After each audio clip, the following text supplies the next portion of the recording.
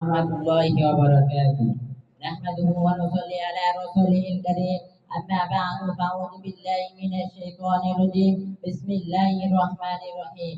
ولله على الناس حج البيت من استطاع إليه سبيلا. صدق الله العظيم. وقال رسول الله صلى الله عليه وسلم: تابعوا بين الحج والعمرة فإنهما ينفيان الفقر والجنون، أو كما قال عليه الصلاة والسلام। অধ্যক্ষের জামিয়া কাসিমে হুসাইনিয়া ইসলামী আল কাসিম চাতুরা পাঠাগার কর্তৃক আয়োজিত এই অনুষ্ঠানের সম্মানিত সভাপতি ও সুযোগ্য বিচারিক মণ্ডলী সাহেব ও আমার সামনে এক ডাক এলিম বিভাগের ছাত্ররা ভাইয়েরা, আমাকে আল কাসিম চাতুরা পাঠাগারতে যে বিষয় দেওয়া হলো তা হলো হজ মুসলিম ঐক্যের মিলাদ। আমি তার সামনে থেকে সংক্ষিপ্তভাবে কিছু বলার চেষ্টা করবো। আমাদের সম্মানিত উপস্থিতি, আল্লাহ পাক রব্বুল আলামিন মানব জাতিকে সৃষ্টি করার পর তাদের উপর পাঁচটি ভিত্তি দিয়েছেন। তার মধ্যে একটি অন্যতম হলেন হজ। হজকে আল্লাহ পাক রব্বুল আলামিন নবম হিজরিতে ফরজ করেছেন এবং বলেন তো প্রত্যেক মানব জাতি প্রত্যেক নরনারীর উপর হজ করা ফরজ।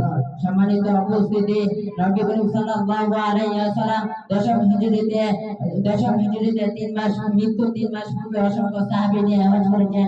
এই হজকে বিদায় হজ বলে আখ্যা দিয়েছে।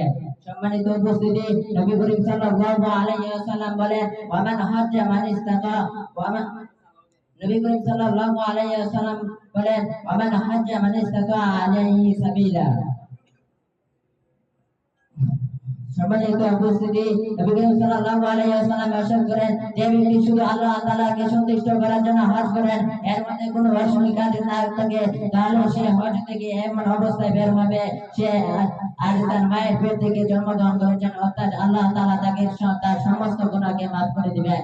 সম্মানিত উপস্থিতি, হযরত আবু হুরায়রা রাদিয়াল্লাহু তাআলা থেকে বর্ণিত, রাসূল সাল্লাল্লাহু আলাইহি ওয়াসাল্লাম ইরশাদ করেছেন, যে ব্যক্তির উপর হজ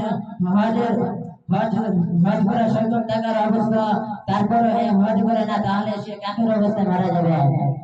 সম্মানিত উপস্থিতি, আমরা হজ করব আল্লাহ তাআলাকে সন্তুষ্টির জন্য, নবী করিম সাল্লাল্লাহু আলাইহি ওয়াসাল্লামকে রাজি খুশি করার জন্য, মানুষকে দেখানোর জন্য, মানুষ যাতে হাজি বলে তা বলার জন্য আমরা হজ করব না। ওয়াকিল দাওয়ানা আলহামদুলিল্লাহি রাব্বিল আলামিন। মাশাআল্লাহ।